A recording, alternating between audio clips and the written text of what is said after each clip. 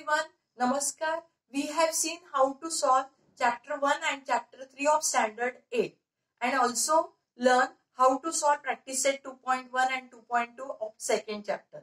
In this video, we are going to learn how to construct problems from practice set 2.3.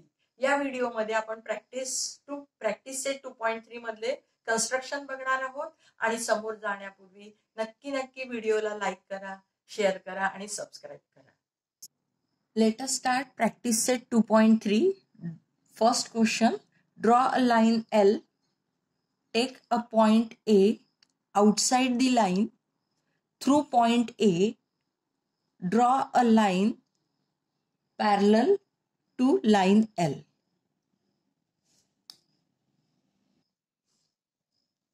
Let us see rough diagram. इथे आपल्याला line L draw केली, त्यानंतर ए point घेतला आणि ए point हा it is outside the line आणि या ए point मधनं आपण लाइन एल ला अशी पॅरलल लाइन काढणार आहोत. So you draw rough diagram. Rough diagram काढली की प्रॉब्लेम तुम्हाला चटकन लक्षात येतो. So draw rough diagram. Draw line L. इथे लाइन एल काढली. Take a point A outside the line. इथे पॉइंट ए घेतला, it is outside the line L. 2.3 मधलं हे जे पहिलं एक्झाम्पल आहे, या पहिल्या एक्झाम्पल मध्ये with the help of set square we are going to draw a line parallel to given line. बघा इथे सेट स्क्वेअर ची अरेंजमेंट कशी केली आहे. हा आहे सेट स्क्वेअरचा राईट अँगल. इथे एका साइडवर आपण पॉइंट ए घेतलाय आणि दुसरी जी सेट स्क्वेअरची साइड आहे ही that coincide with line L. दुसरा सेट स्क्वेअर ठेवताना बघा हा पण राईट अँगल करतो आहे पॉइंट ए सोबत, राईट. आणि आता आपण पॉइंट ए मधनं लाइन पॅरलल काढणार आहे. ही लाइन ही सेट स्क्वेअरची अरेंजमेंट कशी केली आहे बघा. हा पहिला सेट स्क्वेअर हा जो आहे हा राईट अँगल आहे.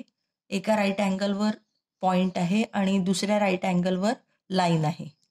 दुसरा सेट स्क्वेअर कशी अरेंजमेंट केलेली आहे, हा पण इथे राईट अँगल करतो, राईट. इथे दुसरा सेट स्क्वेअर जो आहे हा पण इथे राईट अँगल करतो. त्यानंतर हा जो पॉइंट आहे तो पॉइंट आपण कुठे घेतला, पॉइंट ए वर. आणि मग आता आपण काय केलं, लाइन ड्रॉ केली, राईट. ही अरेंजमेंट बघा. This is line M parallel to given line L passing through point A आणि point A it is outside the line. आपण अशा प्रकारे लाइन एल काढली, त्यानंतर point A outside the line घेतली आणि with the help of set square आपण या लाइन ए मधनं पास होणारी आणि लाइन एल ला पॅरलल असणारी लाइन काढली. We have solved this example using set square. Second example from practice set 2.3 by compass. Draw a line L, take a point T outside the line. Through point T, draw a line parallel to line L. बघा इथे rough diagram काढली.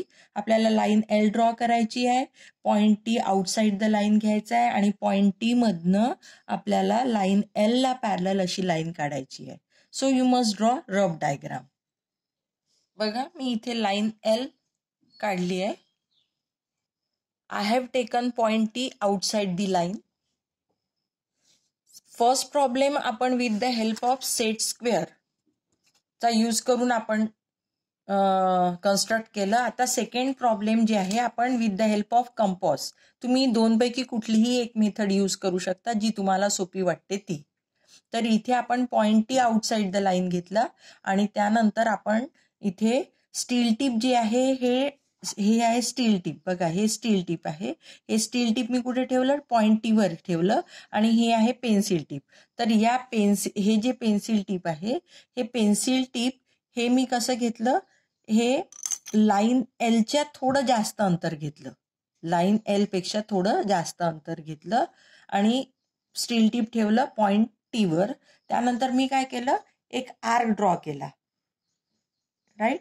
हा arc draw केला. त्यानंतर हा जो arc आहे हा लाईन एल ला पॉइंट ए आणि पॉइंट बी मध्ये इंटरसेक्ट करतो. त्यानंतर मी काय केलं की हे ए बी जे डिस्टन्स आहे राईट, हे जे ए बी डिस्टन्सच्या मोर दॅन हाफ घेतलं.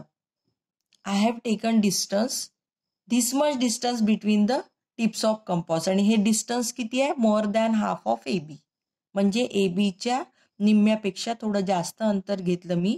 आणि मग नंतर स्टील टिप बी वर ठेवलं, आर्क ड्रॉ केला राईट, आणि तेच डिस्टन्स मी कायम ठेवलं. आणि काय केलं आता, स्टील टिप कुठे ठेवलं, ए वर ठेवलं आणि मी आर्क ड्रॉ केला राईट. हे दोन्ही आर्क जिथे इंटरसेक्ट होतात त्या पॉइंटला समजा मी नाव दिलं एम राईट. आता मी काय करते की हा जो आहे हे टी एम जॉईन करते right, draw segment T M. समजा हा टी एम राईट, हा जो टी एम आहे हा पॉइंट ओ ला, पॉइंट ओ मध्ये लाईन एल ला इंटरसेक्ट करतो राईट.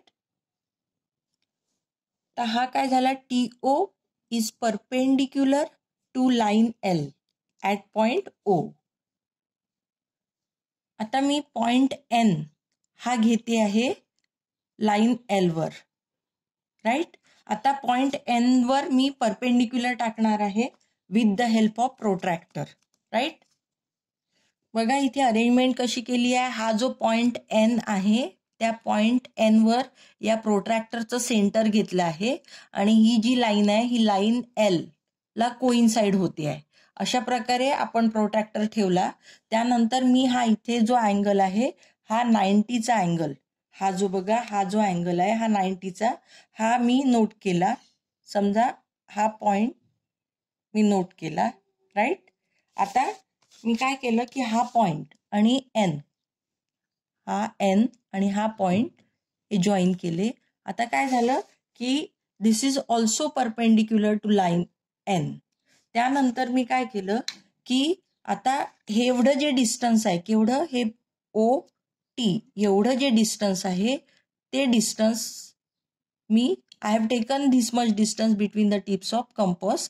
त्यानंतर मी काय केलं की स्टील टिप जो आहे हा पॉइंट एन वर ठेवला आणि आर्क ड्रॉ केला राईट. समजा हा आर्क या सेगमेंटला suppose it intersect at point P right. आता काय आहे की टी ओ हे जेवढं डिस्टन्स आहे बघा, टी ओ जेवढं डिस्टन्स आहे तेवढंच पी एन एवढं डिस्टन्स आहे राईट.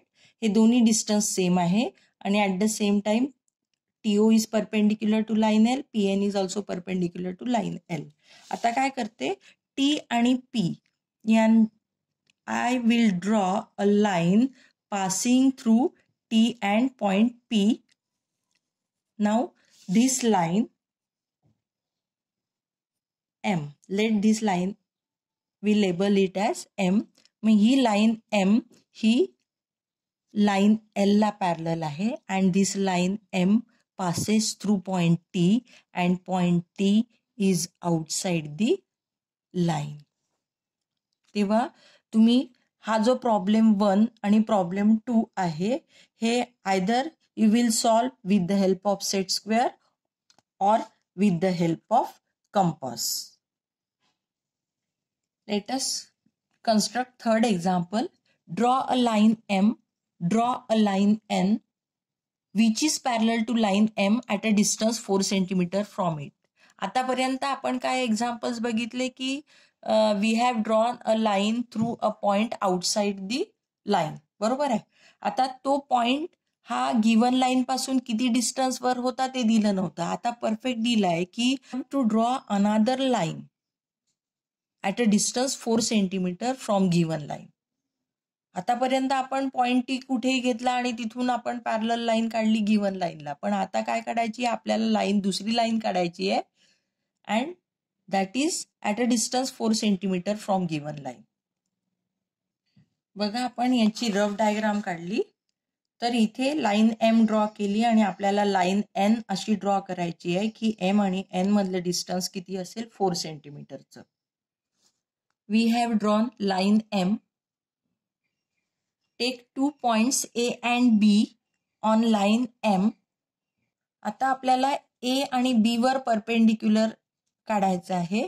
तर इथे मी ए हे जे सेंटर आहे हे सेंटर ए वर ठेवते आणि इथे with the help of protractor I am going to draw perpendicular. हा जो आहे हा पॉइंट 90चा, राईट.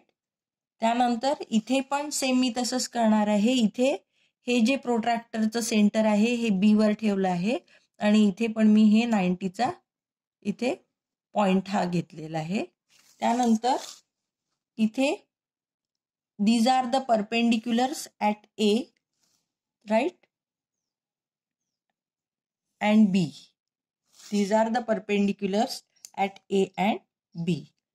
आता मला काय घ्यायचं आहे की दुसरी लाईन अशी काढायची आहे N की जी at a distance 4 centimetre from this line M. तर इथे with the help of ruler I have taken distance of 4 centimetre between the tips of compass. बघा या दोघांमध्ये या कंपासच्या टिप्समध्ये 4 सेंटीमीटरचं डिस्टन्स घेतलं आणि नंतर इथे स्टील टिप पॉइंट ए वर ठेवलं आणि आर्क मारला. And here steel tip is placed at point B. Draw and arc. कारण आपल्याला ही जी लाईन काढायची आहे line N, it is at a distance 4 centimetre from line M आणि म्हणून मी हे कितीचं डिस्टन्स घेतलं 4 सेंटीमीटरचं बीट. I have taken distance of 4 centimetre between the tips of compass. आणि समजा मी या पॉइंट्सला नाव देते आहे मी पी आणि या पॉइंटला नाव देते आहे क्यू आणि मग इथे पी क्यू ड्रॉ करते आणि हे जे आहे पी क्यू ड्रॉ केलं. And this line, now this line P Q is parallel to line M. पण आपल्याला या पी क्यूला लेबलिंग काय करायचं N. So this is line L parallel to line M and this line N is at a distance of 4 centimetre. किती distance आहे हे 4 centimetre between दिस lines.